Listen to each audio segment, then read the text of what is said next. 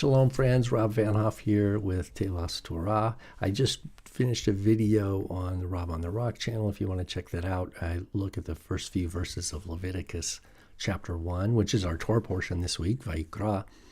On this video, I want to do a similar treatment, slightly different angle on Leviticus chapter 2, 1 through 3. And we're going to look at the Hebrew here. And so if you don't know Hebrew, hang on. Maybe you can pick some things up. But I also have the NASB here on the right-hand side, so hopefully that'll be helpful for you. Just some things I'll point out as we look here is some unique things that we see in this Torah, in this particular verse, rather. Leviticus 2, 1 through 3. It begins, V'nefesh ki takriv korban mincha l'Adonai, solet yehyeh korbano. Vayatzak aleha shemen, v'natan aleha levona. That's verse 1. And it reads, and a nefesh. Now here it says, you see anyone, but it's different because Leviticus 1, if you go look at that video, Adam ki yakriv michem. It says, Adam, masculine singular, with the verb ki yakriv, the masculine form of the verb, the imperfect yakriv here, because nefesh is feminine, we see with the tav here, ki takriv, the nefesh that she would bring, the nefesh being she. So we have an interesting shift between chapter 1 and chapter 2, where chapter 1 of Leviticus is Adam ki yakriv. Here it's nefesh ki takriv, kurban mincha l'Adonai. And so the question then is, well, what's the difference between Adam in chapter 1, Adam ki yakriv, and nefesh ki takriv here in chapter 2? Also, another point, this is the only place that we find this feminine, in all the Torah, that we find the feminine form to draw near. Korban mincha l'Adonai, solet yehyeh korbano. Well, solet is fine flour. Solet. And it says the person, or the nefesh, the soul, I'm just going to say soul, the soul who would bring a korban mincha, which is a gift that's usually a grain offering, but it's mincha unto the Lord. It will be, his korban will be fine flour. So we do have a shift here into masculine. Korbano, his korban. So it's still presumably referring the antecedent, as we call it, of this cholam vav, this masculine suffix, is the nefesh, even though nefesh is clearly recognized as feminine in that we have takriv, a hifil, imperfect feminine here. V'nefesh ki takriv korban mincha l'Adonai solet yehyeh. It will be solet, fine flour, korbano, his korban. Then it says here, continues, vayatzak. So this is the verb to pour, or to sprinkle. It can mean to sprinkle. Vayatzak aleha shemen. So he will sprinkle or drizzle. You could say maybe drizzle oil upon her. So aleha, what's the feminine here, is the mincha. Mincha is the upon her, meaning the mincha, the gift. V'natan aleha, and he shall put upon her levona, frankincense. So we have the solet, which is fine flour. Then we have shemen, which is oil. And then we have levona, frankincense. Those are the three things mentioned. Now the mincha itself is the solet, is the fine flour. But it has these two additional elements. The oil, which is yatzak, right? He will sprinkle or pour on it, but he will place on it levona, frankincense. So if you can I visualize some sort of a small basket full of fine flour, and then with oil that's been poured around on top of it, and then some big, probably chunks of frankincense sitting on top. And I imagine it smells really wonderful. Verse 2, it says, now remember, this is a worshiper who wants to draw near to the Lord. So we want to go with the presumption that this is someone who loves God. They love the Torah. They want to walk in his ways. It doesn't mean they're presumptuous or they think that they're somehow a perfect human, but they trust the God of Israel and they want to draw near. And they can bring a korban that doesn't have to be meat. I remember it's called a mincha. They call it a grain offering because it's not an olah, right? It is a kind of korban that is, there's no bloodshed, right? It's grain. It's from the earth. So this is flour with oil, which is also from the earth, and levona, frankincense, which is also from the earth. So these are things from the earth brought together and given. It's still unto the Lord, right? It says it's a mincha l'Adonai. It's still a prepared gift to be offered in worship to the Lord himself. Verse 2 of Leviticus 2, vehevi'ach, and he will bring her, so that this hay it was kametz hay with the mapik there, that's the mincha. He will bring the mincha el bnei Aharon hakohanim. He will bring it to the sons of Aaron, the priests, hakohanim. Ve'kamatz misham melo kumtso mi salta. Okay, this means kamatz means a handful, right? He takes a handful misham from this basket of fine flour, solet. It says melo kumso, like a full handful from that solet. And it says mi shamna, and from her oil. So that means it's not just the place where there's only flour, it's got to have oil. Al kol levonata, which is along with all the frankincense.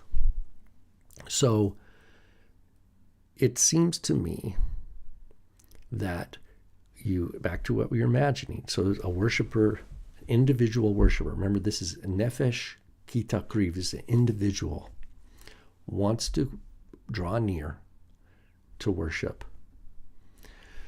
And they want to do it according to the way that God has revealed in his teaching through Moses and the priests. They carefully prepare this fine flour.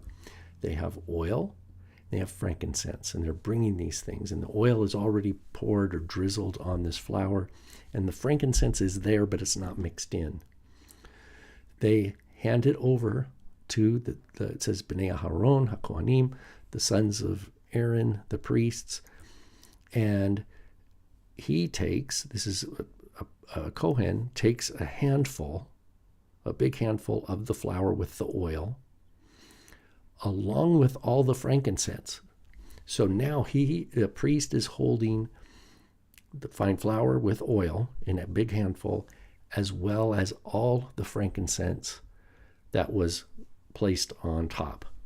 So that means you have another basket, or that basket that is still there has the flour and the oil still in it. And it says, Vehiktir hakohen et azkarata hamizbecha ishe reach nehoach laDonai. He will turn it to smoke. The priest will hiktir, that's a hifil. He will put it all up in smoke on the altar, on the Mizbeach. So now that's the handful of flour with oil, and all the frankincense goes onto that altar and is now on fire. And it must smell wonderful here. And it's called an azkara, which means a memorial, an azkara. It says, Ishe reach nichoach ladonai. It is an offering of fire. It is a pleasing aroma unto the Lord. So the Lord loves the frankincense smell, apparently here. And we also see later that any mincha brought cannot have chametz. Now we're just looking at the solet, which is the flour, but there are other ways that someone could make matzot, make unleavened bread, and bring that also as a mincha. But here we're just going to look at the solet. So, but if you know the smell, the aroma of frankincense, that's part of what's being burnt up on the altar right now. And then verse 3, Vehanoteret, hanoteret, here we have a nice nifal participle, a feminine singular. Vehanoteret min hamincha, and that which remains of the mincha. That's that basket with the fine flour drizzled with oil, but no more frankincense, right? Frankincense went up on the altar. It says, La'aharon ulevanav. It belongs to Aaron and his sons. Kodesh kodeshim me'ishe Adonai. It is most holy of the offerings by fire unto the Lord. So what this means is, once this worshiper, this is just like the olah, there's no material benefit that worshiper takes away. It's all for the Lord. It's a mincha ladonai, a gift, a grain gift unto the Lord. The Lord defines what that gift consists of. In the case of the fine flour, the shemen, and the levonah, that is the oil and the frankincense, a representative by the handful of the flour and oil, along with all the frankincense, the levonah, that goes on the altar and is burnt up. Everything else is now, it says, hanoteret min hamincha. The mincha is the whole thing. That was handed over to the B'nai Aharon HaKohanim, the sons of Aaron, the priests. It belongs to them now. So that transfer of ownership happens.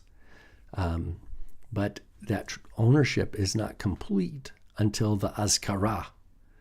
That is, the Kohen takes of that gift. And before there's a remainder, that it's a whole gift, he takes that handful, which is representative of the whole, with the flour and the oil, and then all the frankincense. Then the remainder, the noteret that we see, belongs to Aaron and to his sons, and only their family can eat it now. That is holy of holies, it says, kodesh, kodeshim. A regular Israelite can't participate in that. So this is something that came from outside, a non-priestly, Israelite, just a regular old Israelite brings this gift, and the nature of what they give, it becomes holy. It wasn't holy when the person had the flour in their home and they bring it, and it wasn't holy when the oil was added. It wasn't holy when they put the frankincense with it. They hand it over, and it becomes transformed, basically. It is now off limits. The possession has completely transferred. Ownership has completely transferred. And there's what's called an azkara, a memorial before the Lord. So again, this is an individual whose worship is accepted by the God of Israel. And the priests then have this high quality flour and oil as food. That's something they can bake with. They can make cakes with it or bread with it. So this is an act of worship, just like we saw with chapter 1, where the worshiper brings something of value and leaves with nothing. They leave with nothing material, that is. But they leave spiritually knowing that their worship was accepted. That means they feel a strengthened connection with God. And this is a high point in their life. For sure, in that day, it's a high point of their day, their week, their month. And one thing about the burnt offerings and these sacrifices that we learn about in Leviticus, first chapters of Leviticus, is that there's no limit. If a person was wealthy enough, they could bring an ox every single day. There's no limit to how many they could bring, whole burnt offering after whole burnt offering. Now, if a person owes a sin offering, they can't bring a burnt offering, right? That if you've transgressed something, you need to go and resolve that, do the sin offering, etc., and then you'd be available to offer a whole burnt offering once again. So this is worship of God, and we should also, just to wrap up, Yeshua's instructions from the Sermon on the Mount in the Gospel of Matthew. In chapter 5, he says, if you're bringing a korban, if you're bringing a gift to the altar, to the temple, and you remember that there's a relational issue, that someone has something against you, you're supposed to leave your gift.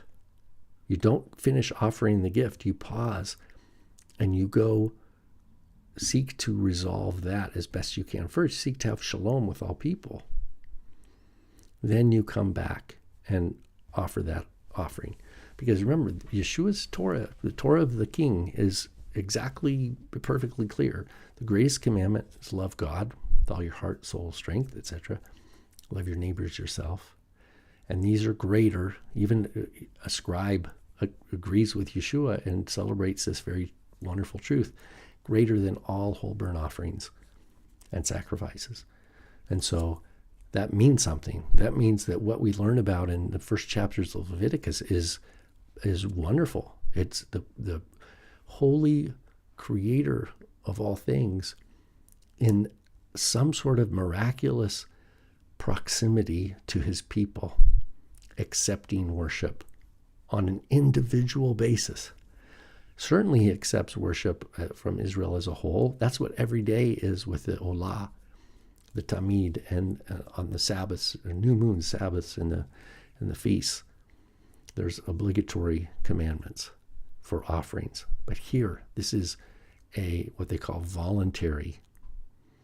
This is the acceptability of worship from individual souls. And that's good news. But that is not valid worship if it's not in spirit and truth. And Yeshua teaches what that is.